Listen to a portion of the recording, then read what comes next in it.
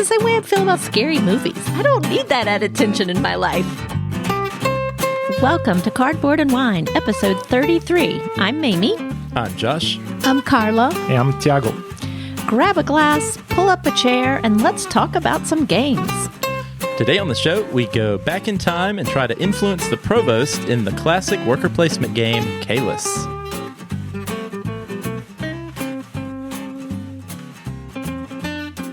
Hey there, everyone. Welcome back. How's it going? Good. Very, very good. Feeling great? It is nice and sunny outside. We had daylight savings time, so we lost an hour, but I'm enjoying this extra sunshine.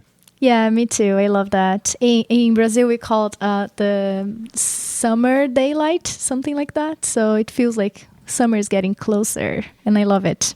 I'm ready for it. I'm tired of the cold weather we've had. Yep. Same.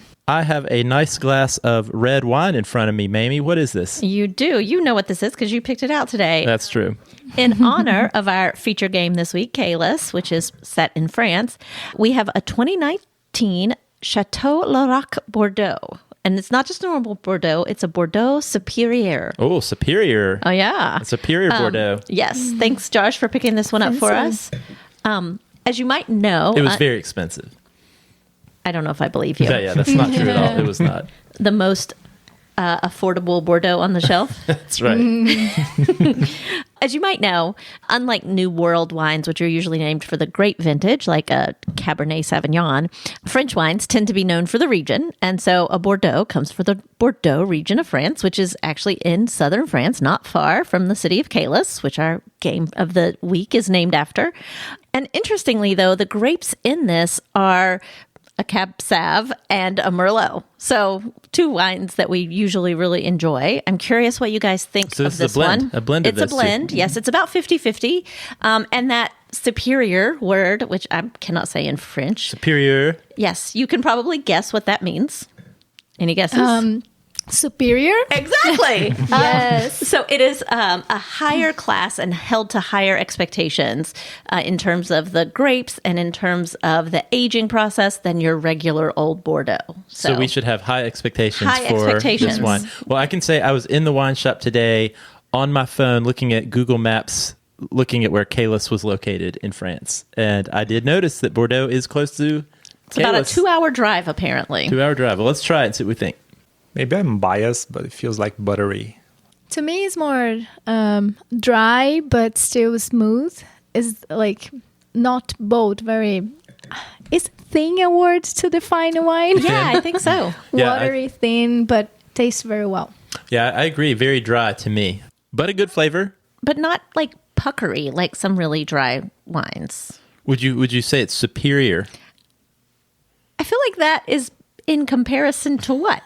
Your expectations. Maybe we needed a regular Bordeaux so we could see if the superior was better. Maybe next week. Let's do this. Sounds good. Well, why don't we move on from the wine? I actually have a few things that I wanted to mention. So we are excited to be podcasting again. And I know if any of you happened to listen to last week's show, you probably did not get too invested because the last episode before that one, episode 31, came 1 year after the preceding episode, and then 5 years later, we put out episode 32. So you probably did not have high hopes that episode 33 would happen anytime soon, but I think we are feeling committed. I think we're feeling excited and enthusiastic to get the podcast going again with regularity. So I wanted to give just a few notes if you're new or if you haven't listened for a while. So it was really great to hear from a few people who reached out who surprisingly were still subscribing to the show. I guess they had never updated their podcast subscriptions over 5 years. Thank you for hanging in there with us. Yep, that's right. But if you'd like to, and if you're new here, you can always reach out to us, cardboardandwine@gmail.com. We do have a guild on Board Game Geek, which you can find there. We post some notes there. There's some discussion that could happen if we can build a community around that. Also, you can follow us on Instagram at Cardboard and Wine. We post photos of games we've been playing, and actually we have kept that going off and on through the years. And we're on Apple Podcasts, the usual podcasting platform, Spotify, and I just added us on YouTube. not video, I hope, right? They're not like hidden cameras that we're not I aware really of. hope not. I guess you'll find out. All right. Well, why don't we talk a little bit about, before we get into our feature game of the week, what has everybody been playing since our last episode? A lot. We played, so what stood out for me was Race for the Galaxy, one of my all-time favorite. It's the type of game that is you can play during the week because it's kind of short, and we play so much that is quite fast for us. And then usually we play the best of 3 games, or if we feel like the best of 5, and we even did the best of 7. That depends on who loses. If Carl is losing, it's best of 5 and best of 7 and so on. I need to win. It's best of until you come out ahead. Kind of. Let's say How long yes. does it take you to play a game of Race for the Galaxy? I would say 15 minutes. 15 minutes Yeah. is accurate. We also have been playing Grand Austria Hotel, which is a medium heavy Euro game, and we really enjoy it. It's one of our favorites, and we like it because it's kind of thematic. Has this like a Vienna vibe from the kind of Victorian era. It's very combo based, lots of combos. So we like dopamine hits, and it feels satisfying. And yeah, I think I prefer it to Castle of Burgundy because it's a bit tighter and a bit deeper, I think. And really good for enjoy 2 it. players? Absolutely. Yeah, I would say it's best for 2 players. Yeah, but we never played with more players. It could be fun too. But it's another game that we play a lot, so we play quite fast. So I don't know how would be the experience with more players. But I like the theme, and it's a kind of funny game, I think, and satisfying too. It is. To build your own hotel and manage the people that go there. Yeah, what I hear from BGG is that the downtime can be huge for higher player counts. Yep. Well, maybe we'll try it sometime. We have not played. Amy, how about you? We haven't had a lot of time for gaming in the last couple weeks. I think one notable game that stands out is Finspan. Josh had pre-ordered that, and I went by one day after work, our local game store, and picked that up and brought it home. And I think we got it on the table that night, and it's really fun. I mean, I enjoy Wingspan. I think I've said before, I really liked Wormspan because it was a little bit meatier game than Wingspan, but I didn't care as much about dragons. Turns out I do like the fish. It's interesting to learn about fish. It's a different game in some ways, but familiar enough to be pretty quick and easy to pick up. I really enjoyed it. I'm hoping we'll get the kids involved and have a family game soon. Yeah, I enjoyed it too. I felt like it was super easy to just jump right in and play, and the flow of it was really great. So I agree. Maybe we'll play it again as soon as we're done here. Sounds Yes. good to me. I was just going to mention a couple of weeks ago, I was back in Durham again. I know in our last episode we talked about being in Durham for Whose Turn, but I actually had to go back. And one night I went to our local game store there and met up with some friends, our friends Toby and Megan and Anna, and we played SETI, which I had been excited to try. And I will say it was potentially fun. That doesn't sound like a great review. Potentially. It's one of those games, it kind of reminded me in some ways of if you play like Terraforming Mars, where the first few rounds you're sort of building your engine and it feels like you can't do anything. So like on a turn or on a round, you like do a couple actions, you're like, okay, that's really all I can do. I ran out of money, whatever. But then by the time you get to the later rounds, like, and then I'm going to do this, and I'm going to do that, and then I'm going to do this. And it's just like these mega turns because you sort of built your engine and now you're ready to run it. So that was starting to happen. But the problem was the game store closed at 11. And so we were getting in the final rounds and we were playing so fast. We're like, okay, I'm going to do this, then I'm going to do this, I'm going to do this with like literally no thought. It was like speed SETI. And we actually scored the game by our friend Megan taking about 100 photographs with her phone of the board state and then on her own time calculating the score and letting us know what it was. And apparently I won, but I don't know that I would put We'll a never huge know. asterisk by my victory because I think Toby accidentally like packed up part of his components before we realized that we were actually going to finish. So, but anyway, I'm intrigued. I would be interested to play it more. It's a beautiful game, but that was my first play of SETI. All right. Well, why don't we jump into our topic of the week? Caylus.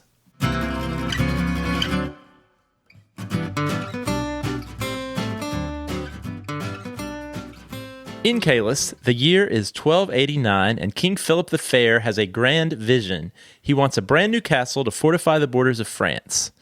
Right now, Caylus is just a tiny village, but that's about to change in a big way. Workers, craftsmen, and builders, that's us, are rolling in, ready to turn the sleepy little town into a thriving city.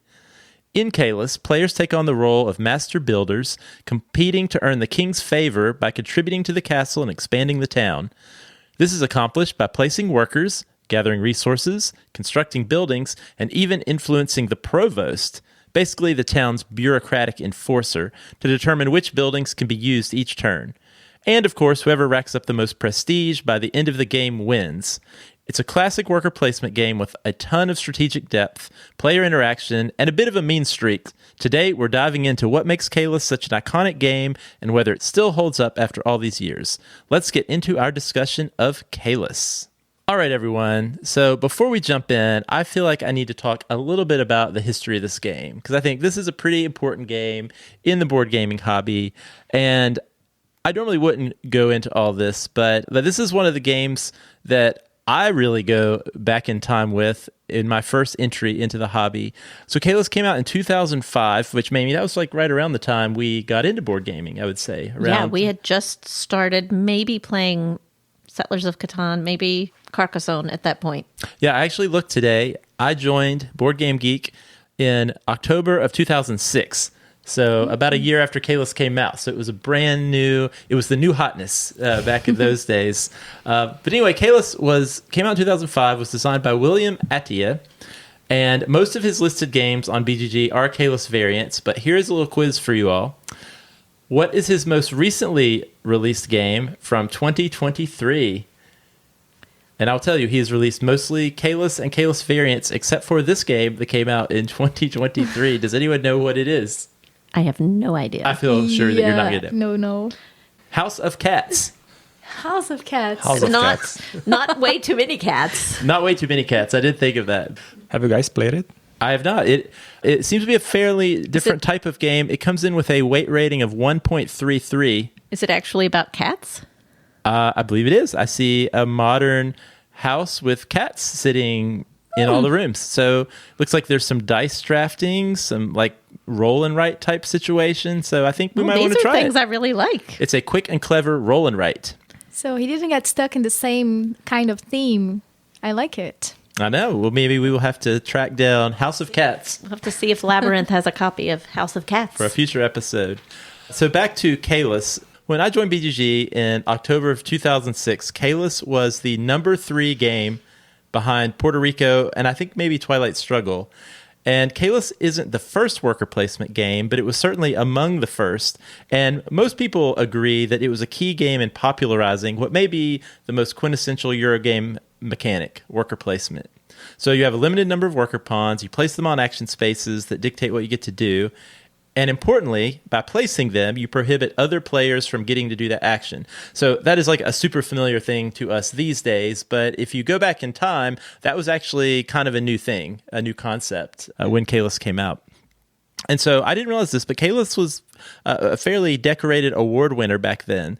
So it gained public acclaim when it was rated the number 1 game at the 2005 Essen Game Fair. And likely due to its complexity, it was not nominated for the Spiel des Jahres in 2006. However, a jury liked it so well, they gave it a special prize of the Spiel des Jahres Complex Game winner, which I believe actually exists even today. There's the Spiel des Jahres, and then there's the Kinderspiel, which I believe is the more complex game. But back then, they just said, this game's so good, we're going to just create a special award so we can award this game. So Caylus started that award. That is possible. I'm not going to say for sure that's what happened, but that you could at least say it's the spiritual successor of the Kinderspiel des Jahres. Also, 2006 was the very first time that BGG had their Golden Geek Awards, and Caylus was the inaugural Game of the Year on Board Game Geek. And then most recently in 2025, BGG announced their Hall of Fame that honors games that have made meaningful contributions to the board game hobby, and Caylus was one of the initial 25 Hall of Fame inductees. So my first time playing Caylus, I looked on BG Stats, was 17 years ago, was March 2008, was the first time I played Caylus, which first of all, I did not realize I'd been keeping my play stats for that long. I am not surprised. Yeah, I am. But my first play was with our friend Dan. And Dan is actually the one that introduced us to the board gaming hobby in the first place. And he had a copy, and I can still remember sitting at his dining room table playing Caylus, just the two of us. I ended up beating him pretty badly, and because of that, he refused to ever play a game with me again. And we have not played games together since that day playing Caylus. Caylus is what broke Dan of board gaming with us? Yes. Ouch. Is it the reason we're doing this podcast, like a healing process? It is. I am now circling back, trying to heal these wounds. Maybe we can convince Dan to play with us again. Maybe if we it's can. not Caylus. But that is the backdrop of Caylus. I think this is going to be an interesting discussion, this award-winning game that also destroys friendships. So we will see where we land. So for the rest of you, when did you first hear of Caylus? The first time we heard, it was the first time we played with you guys a few weeks ago. So yeah, to me it was pretty new. I don't know if Thiago knew about Caylus because he is the researcher of the team here. Did you? I was aware of Caylus, but never piqued my attention because at the time we were just the two of us playing 2-player games, so we were focused on that. But then once we met Josh, and Josh spoke highly of it, I became interested because it's Beige Hero. I love Beige Heroes, and that's how it started. I was trying to remember, and I know you're the keeper of the stats, if I had played this before we played it with them a couple of weeks ago. I'm sure I did, but I don't really remember it. I kind of knew it existed as a classic Euro and that it was on our shelves, but I don't remember spending a lot of time playing it. Yeah, we didn't have a copy back in the day, so I know we would play here and there, and then it was only more recently that we got a copy, and this became a fairly popular game that I would play with people in our game group. But Mamie, I don't know that you played a whole lot until really in this last month where we've been getting ready for the show. Yeah, I don't remember playing before then. So this will be interesting. So Caylus and I go way back, but relatively new for you all. So I can't wait to see what you all think about it. So why don't we start, though, with the components? So Mamie, what do you think about the components of Caylus? I mean, it is a classic Euro game. So the components are kind of your basic cubes. You know, they're different color cubes to represent the different goods that you can acquire. And you have discs and little cylinders that are your workers. We've been playing with a lot of games that you have upgraded and blinged out. Blinged, I like that. You've blinged out with upgraded tokens and upgraded money, and it seems very kind of blah by comparison. But again, it's really kind of classic, and you have blinged out the money with upgraded money tokens. I did get metal coins. I do think there was a missed opportunity with the provost and the bailiff. They're both little white discs. One of them is flat and one of them is a little more thick, but they're very similar. I think I need to paint them or do something to make them a little bit more distinct, especially because they play such a major role in the game. They're a little boring, yes. Did they fix it in the next iteration, Caylus 1303? Well, I have a copy of Caylus 1303 sitting in the pile of games right behind us that I've only played one time, and I can't actually remember. I like that it's a game that there's no cards, so it's easier to teach. There's nothing written in the game, so that's, I don't know, that makes it simple for first-time players or new players. The iconography is very simple, easy to get, so very straightforward. Yeah, I like it. That's a good point. It is language independent. There are no words. Yeah. Outside of the rule book on the board, it's just the iconography and the symbols, their numbers. But yeah, that's true. And everything is on the table. So you can see the board. We don't have our own boards, but we can see each other's resources and monies and kind of figure out what people are going to do. So that's fun too. Everything is open. It's very old school components, wooden discs, cubes, and it feels like meeting an old friend. I kind of like it. It's cozy. by today's standards, it's not a looker, right? It's very, very old school. I agree with you, and I think most people would agree with you. But even as I'm reflecting back on playing SETI the other night, which is totally blank. I mean, you walk past SETI, and there's like this 3D sun, and the board spins, and there's like all these 3D printed satellites and ships, and it looks really amazing, and the art is great. But you're right, like there's just something about a game like Caylus on the table with just these primary colors of wooden houses and discs. And I don't know, there's just something really appealing about that draws me in, maybe more than the flashier, blingier games. But I agree. Maybe I'm getting old. It's retro. It's retro, I guess. There's something cozy about it, yes. Well, one thing that cozy retro Euros are not always known for is their theme. So what do we think about the theme of Caylus? Again, I think like a lot of classic Euros, there's the theme is basically the history of the city in France. I did decide to Google Caylus kind of as part of my wine research, but also because I was just curious where it was. And the history of Caylus is played out there in the game. And it is this, like, when you see pictures on Google, it is this like windy road that goes through the streets of the city. And it looks very much like the board looks with the windy road. Is there a castle? There is a castle, yeah. And it's, it dates back to Roman times, this castle, and this windy road through the town. And I feel like, it does a good job of capturing that. I think it also does a good job of capturing sort of the dog-eat-dog nature of competing for the favor in this town. I think you feel some of that when you're playing. So, not a real strong theme, but it's there. Yeah, I think the theme makes sense. It's I like how you look at the board and then you see a path going down, so it's easier to keep track on what's the next person who gets the resources. So it's easy to follow, and the theme makes sense because you gather the resources and then you expend them building the castle, and then you get just one favor from the king, if that. Sometimes even you don't even get that. But the theme makes sense.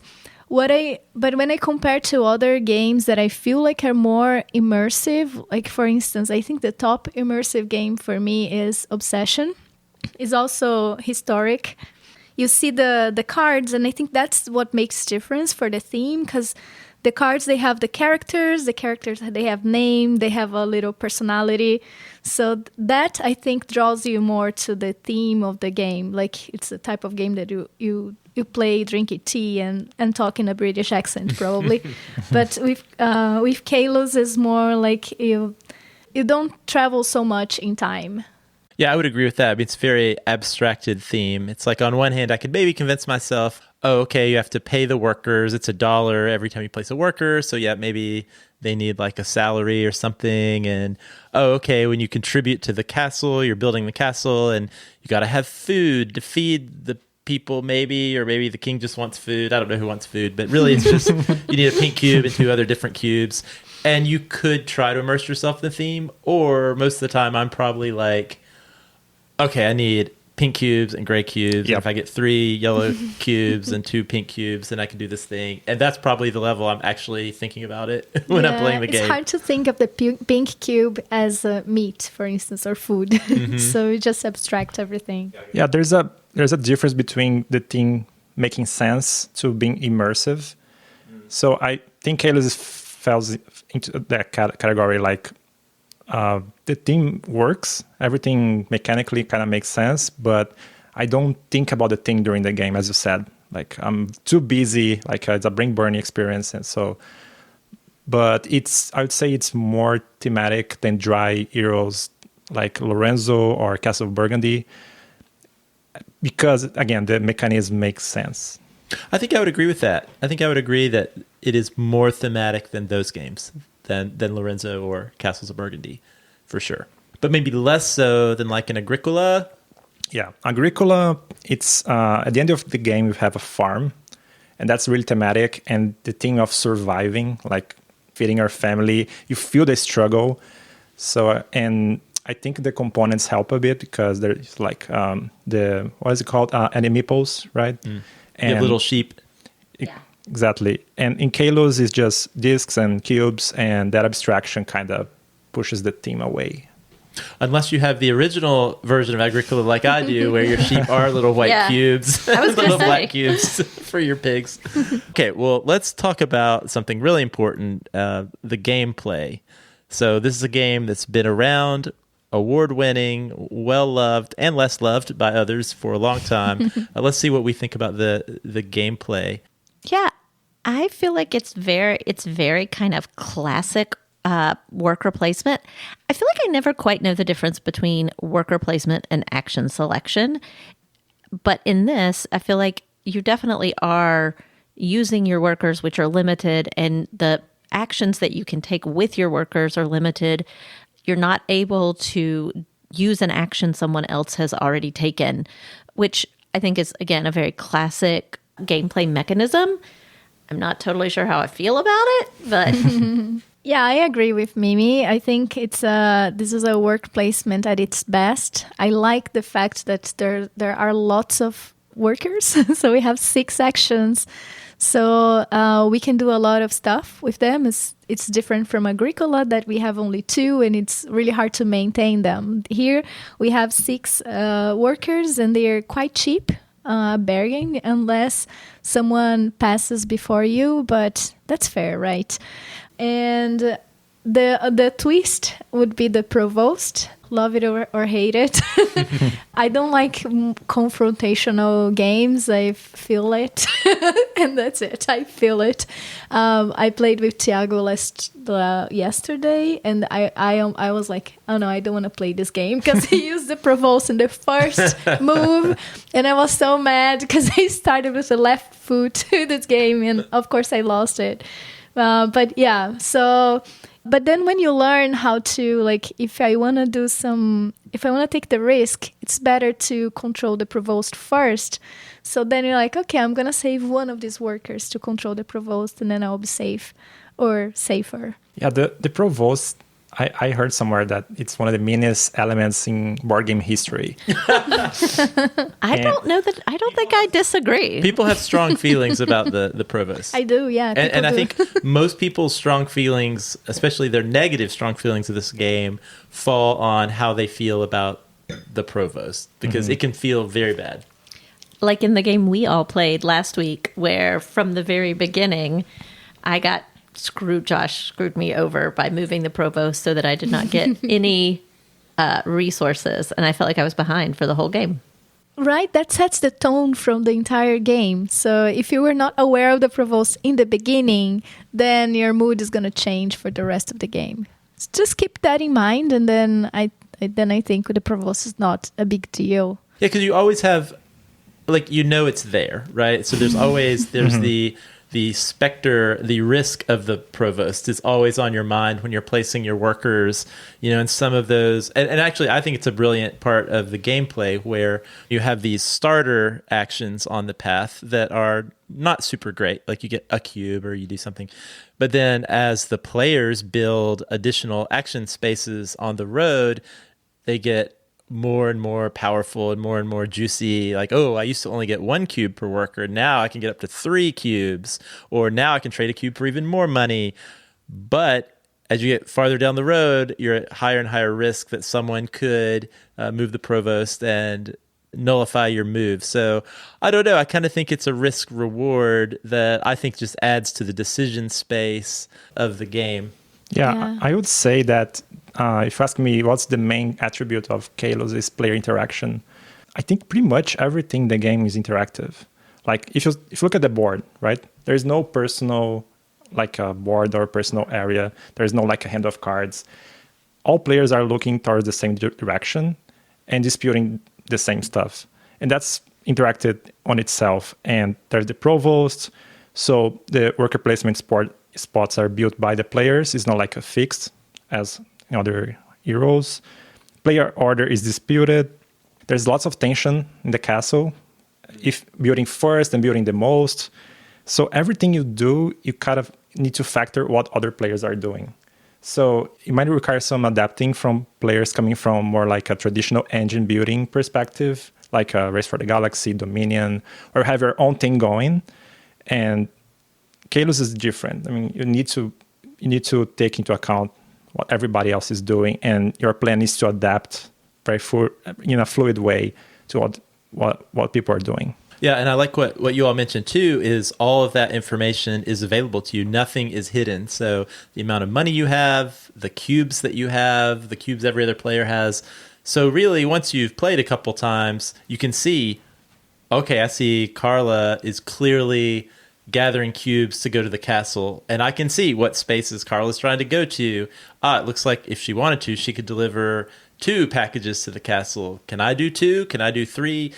You can't really surprise people with your actions here. You're right. Everything is right out front, which I think does increase the competitiveness of the game. There's no surprise move that you're going to do. Or if you get surprised, it's only because you weren't sort of paying attention to the information in front of you. I think the gameplay is where this game shines for me. And I think it's that interactiveness maybe that makes Caylus a little bit unique and maybe makes it controversial. This is definitely not a multiplayer solitaire game at all. And I like what you said, Tiago. Like, really, everyone is focused on that board together. It's almost like you're having a wrestling match over these action spaces, and every decision feels tense. And I feel so immersed in the game. Like, even, we were playing the other night. It was a 2-hour game. I'm focused the whole time because I not only care about what I'm going to do, but I care about what each and every player, what decision they are making. Like, oh, they took that space, and oh, now I have to completely. It's very tactical, I guess, in that way. And I'll say a thing that has emerged for me as we've all been playing this game more frequently is there was a time, I was probably playing Caylus about once a year, and a fear I had was that there was really one main winning strategy. And that was, it seemed like if you're the player who builds that, what is it, that blue prestige building that's like 25 points, like whoever builds that is probably going to win, because a winning score in 4 players is like 80, 85 points. And so I kind of had the mindset like that was really the path to victory, is like, if you can do that, you're probably going to win. But then we have seen, I think as we played more, back to back, there really are a variety of strategies that are viable that could lead to winning. I know you all shared a 2-player game you had where I think, Tiago, you didn't build any blue buildings at all, and Carla built 2. Yes, I built 2 of the most expensive, and I got a lot of favors, and Tiago only focused on building the little things to get the resources, the wood buildings and the concrete buildings, and I had to use their buildings. So each turn I would give like 2-3 points for him, or 1 at least. Yeah, so you get a point every time someone uses your building. Yes, and that's one of his strategies. And whenever he got the king's favor, he would pick the points favor, which I never do. I always get the money. So my strategy is usually being rich. So I have flexibility, and I learned playing with Tiago that it doesn't always work. I think one of the cool things is that there isn't one strategy. I mean, we've played several games lately, both 4-player with you guys and 2-player, and every game has been really different. And yes. I mean, Josh did exactly what you're mentioning last night by going, whenever he was earning favors, going with the points, which neither of us had really done much before. And I don't think you built blue buildings, and you still managed to beat me. So, and I'm sure if you guys remember, first time the 4 of us played Caylus, Carla won by a wide margin, and she didn't. I remember. And you I've tried to forget. Me too. And you didn't build any blue buildings, if I'm not mistaken, right? Oh, that's right. Yeah. And I think I did. One of us did. I think Tiago did. Tiago I did. Yeah, But I was way so behind. far behind that you're like, oh, here's my 25 points. You're like, oh, I'm still way behind. Yeah. Yeah, just an honorable way of finishing the game. But I feel like most of my finishes have just been trying to finish honorably. well, yeah, I heard that there are other strategies as well, like gold, like focusing hard on gold, gathering gold, and because gold is very valuable. And yeah, I love it. The diversity of possible and viable strategies. Yeah, I think that's made me appreciate the game even more. Is just that I think I've probably played this game about 12 or 15 times now. And yeah, the fact there might be possible strategies that I haven't explored or even seen anyone try to explore is the hallmark of a great game, I think. Okay, so we've talked a lot about different aspects of the gameplay, but if you had to boil it down, what is something you like about the game, Carla? I like that it's dynamic. Besides all the 6 actions potentially that each one have, the game is fairly quick because there's no much room for analysis paralysis. I like the dynamic of working with what I have now. So I don't plan ahead. I just, when it's my turn, I'm like, what is the best here? So, and I like that, like sorting out what can I get the best from this moment. And so, yeah, I like that. I like how easy it is to teach the game. And it's satisfying to build the castles and to see, I don't know, to see how the game grows and goes. I do love the way it looks when the game is over with the road and you've got all the houses out on the roads and the castle's full. Yeah. I agree. I do like that. As I mentioned previously, I loved the player interaction in this game. I think that's the highlight of it. And also like choices, lots of choices. The decisions are really meaningful. And it's kind of disagree a bit with Carla. I think it's a bit AP prone. Sometimes I'm feeling like my brain burning and there are so many paths to go and I have no idea what to do sometimes. And I kind of love that stress, that tightness. So there is an optimal play, but I can't find it, and I enjoy that. And I also enjoy the game arc. At the end, everyone is at the edge of their seats, like, and it's tense and it's thrilling. And at the end, people are it feels like people are engaged throughout the whole game. You know, I love. Yeah, I agree. I think the thing that I like is what you've surfaced, Tiago, about the interaction and the fact that, you know, everybody is focused on the board and on what every player is doing. There's not a lot of downtime because you can't really plan your next action or your next move until you see what everybody else has done. And so you have to be in it kind of the whole time. And so it can be really kind of captivating. And then when it is your turn, there's this tense decision making of, okay, now that I see what they've done, I have to react more in real time. You don't have as much time, which I think can be really fun and really engaging. Can also be really stressful.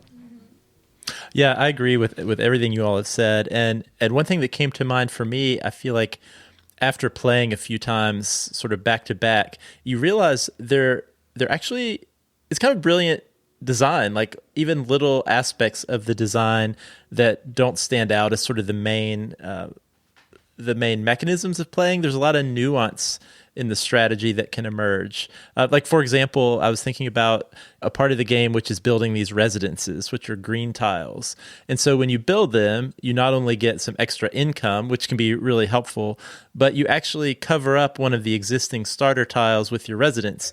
And even that decision of what you choose can be strategic. Like maybe you build a stone or building that gives people 2 stones. And so you cover up the starter tile that gave stone. And so you sort of push business to your tiles, or you can kind of push the game economy one way or the other based on what you cover up with your residences. And moving the provost, you can speed the game up or slow the game down, which can really have a big impact on gameplay.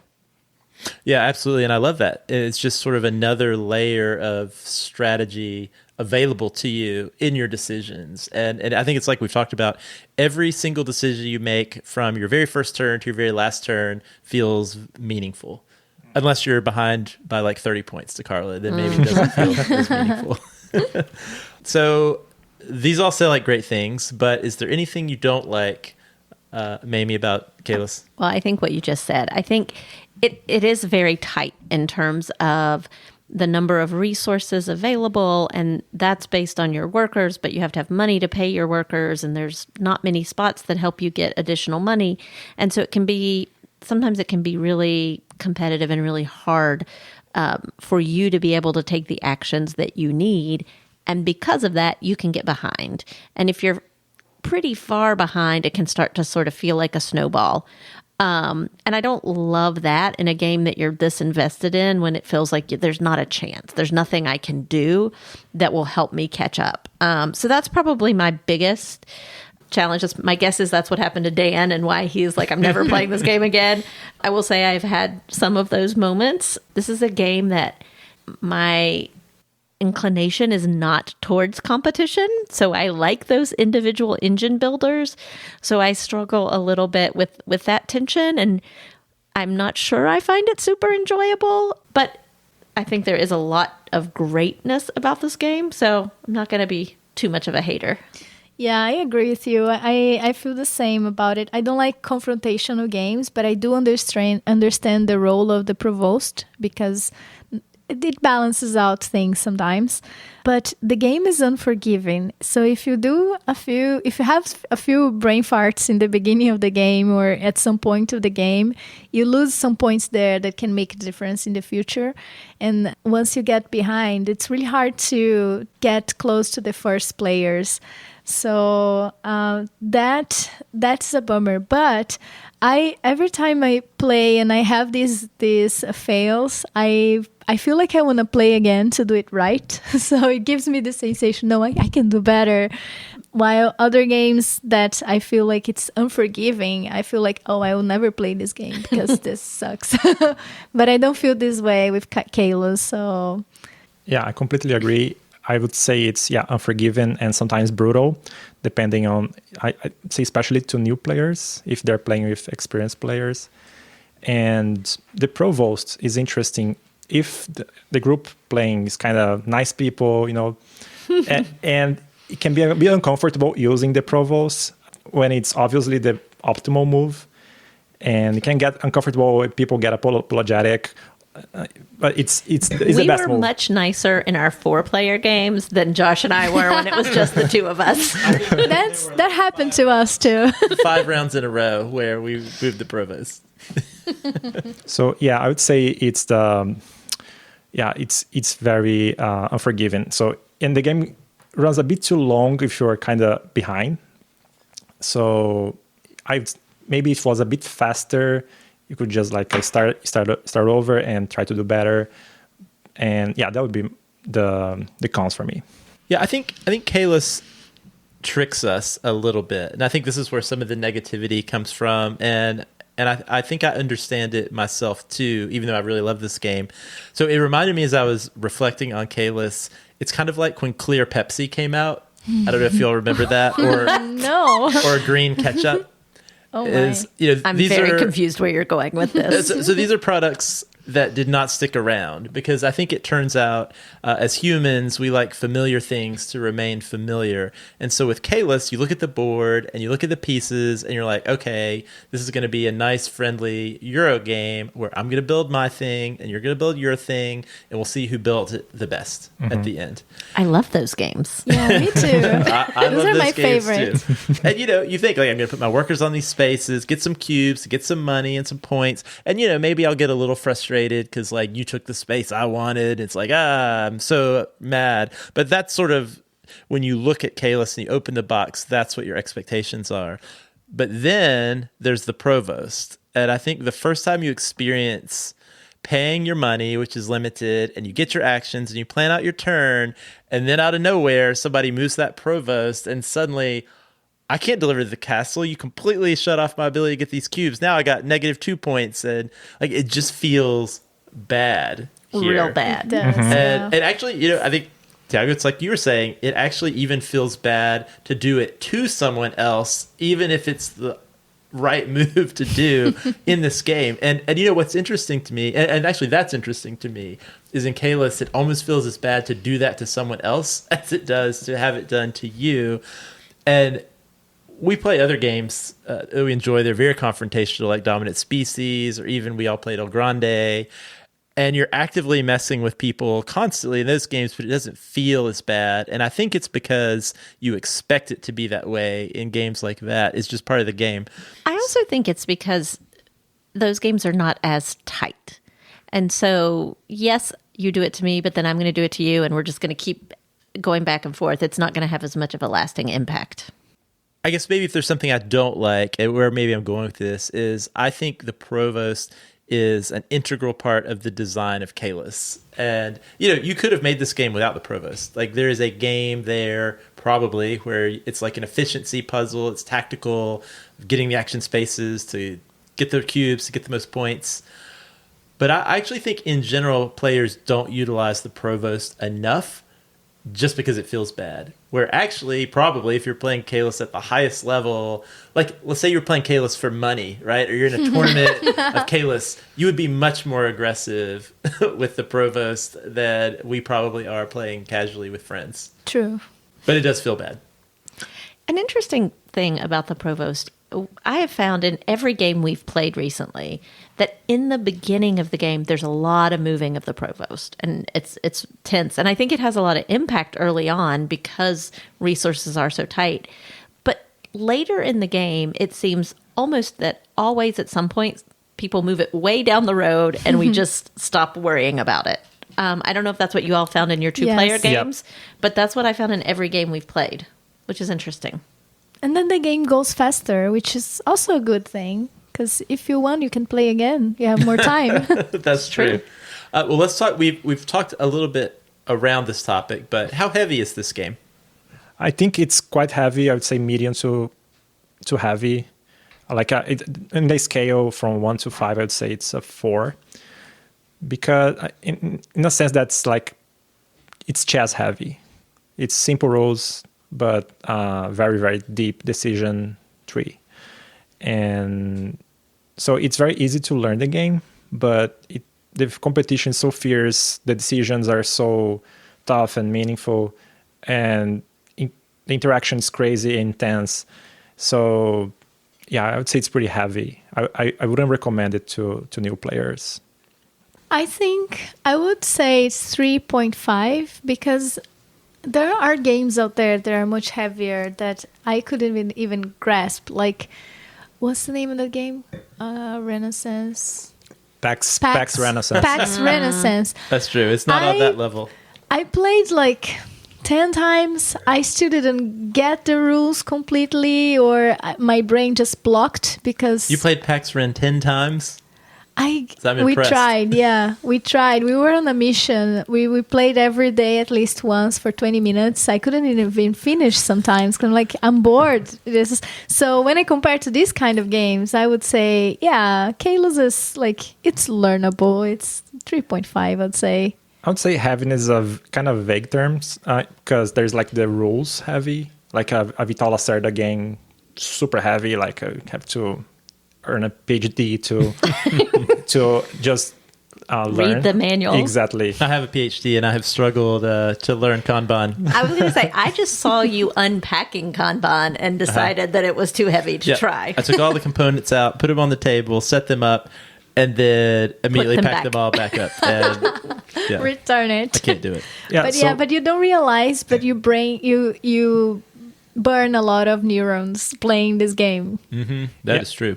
Yeah, it's so from that perspective, from the rules perspective, it's a 2-page, 3-page manual, right? So very it's short, very straightforward, very simple. But again, I'd say it's like chess in terms of the strategies can vary, and the decision making is really, really, really deep, and it's a brutal game. So, what do you think, Mamie?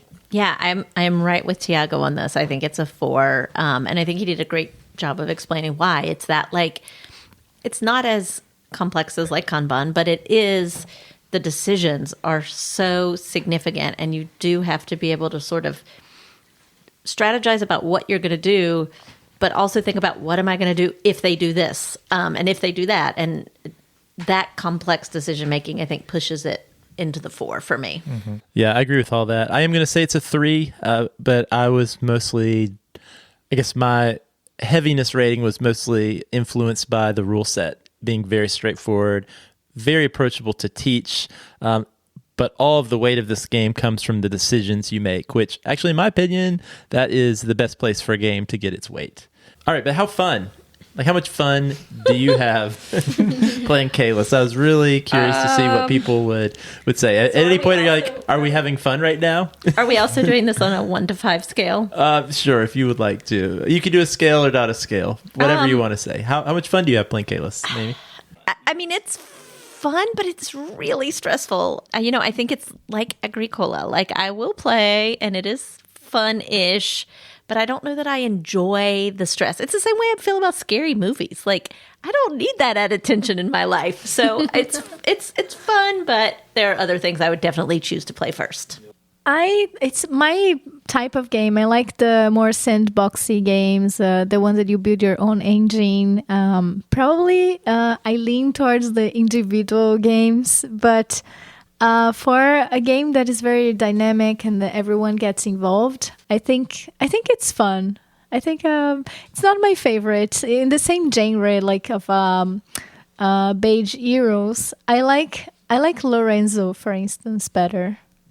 Yeah, I agree. I agree completely. I think it's fun, but for my tastes, I think it could be even more fun if there was some sort of I could build my own thing. I could, for instance, Agricola. Agricola is stressful, but I have my cards. I get little advantages. I get little powers, and in Caylus kind of lacks that a bit. But it's definitely fun because I like the stress of it. I like knowing that every decision matters, and I love that kind of game.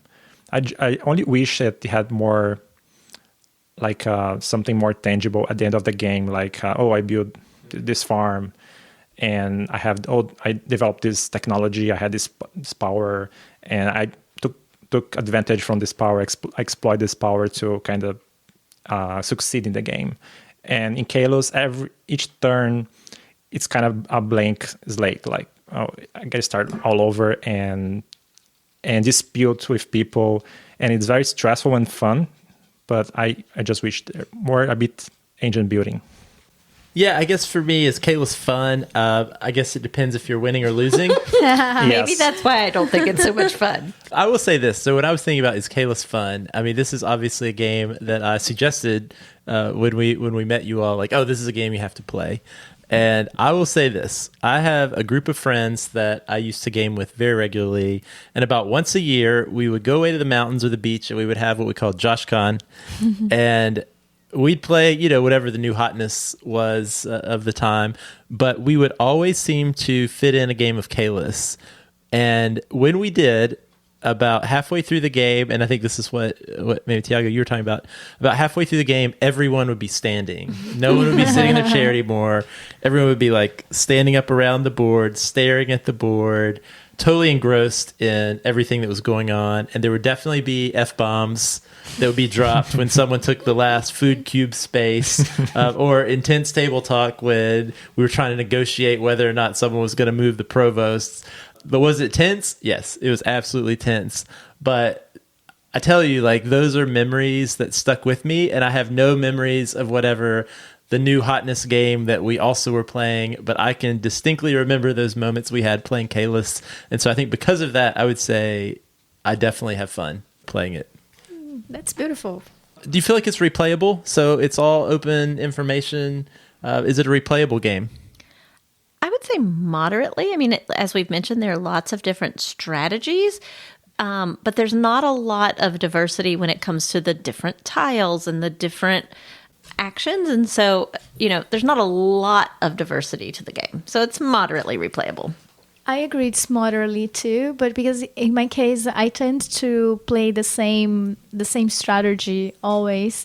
And I stuck to that strategy, and it's hard for me to know now I'm gonna try something completely different.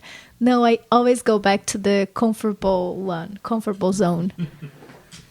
I'm gonna bring again the comparison of chess, because chess it has some similarities. Like, there's perfect information, no randomization, low setup variability, and deep decision tree.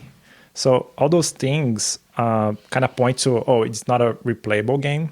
But it depends on the players, I would say. So if players don't try something new, don't, as Carla was saying, like try to be more, be creative and be crazy about the game, the players, if there's the same group, people could get kind of. I suspect people could get kind of locked into a game meta and kind of stay there, and it becomes repetitive. But that's just I only played the game 6 times, so it's just like a guess. Yeah, I totally agree with that, Tiago. I think they're probably, like, if we played as a group, we might fall into the same sort of archetypes of how we try to play, and we maybe wouldn't think like, oh, I'm gonna go just like spam the gold space and keep doing that track. And we would have maybe never thought about that. I do agree. I think a lot of the replayability is player generated though, and it's very tactical of like, what I do is dictated by what other people do, and that's going to change potentially, unless again you play with the same people all the time and everybody does the same thing, then it could get stale. So I think the more players there are, the more replayable it is. But I actually think, because maybe I've never played this much 2-player Caylus, I could see maybe being done with 2-player Caylus for a little while. I am 100% done with 2-player games. It's a different game. It is a different game. It is a different game. Well, a lot of those, that's a good segue into player count. So what are folks' thoughts on the best player count for this game? I think it's 4. I played 4 and I played 2 with Tiago. I don't know if it's because I can win play 4 players. I don't know why I cannot win when I play 2 players, and winning matters to me. 2-player just feels so directly confrontational. I feel like at least when we played 4 players, like it's multi-directional, confrontation. The 2-player is just a little too intense for me. I agree with you, Tiago. You have compared it to chess a few times, and I think the 2-player experience is very much like chess, because with all the information out there, I know maybe like when we would play 2 players, I would look and I would say like, oh, okay, like Mamie has no cloth and she's not going after cloth, so I don't need to go after the favor space now. I'm going to, like, I can predict, almost like in chess, like if you're really playing chess well, you're not only thinking about your move, what do I think their next 3 moves are going to be? And I feel like with Caylus, you can almost start to do that in a 2-player game in a way that is more difficult to do when you add more players in. So I don't know. 2 different game. I don't know that I would play it all the time. I have played a 3-player game before, and that was pretty nice from my memory, a good balance.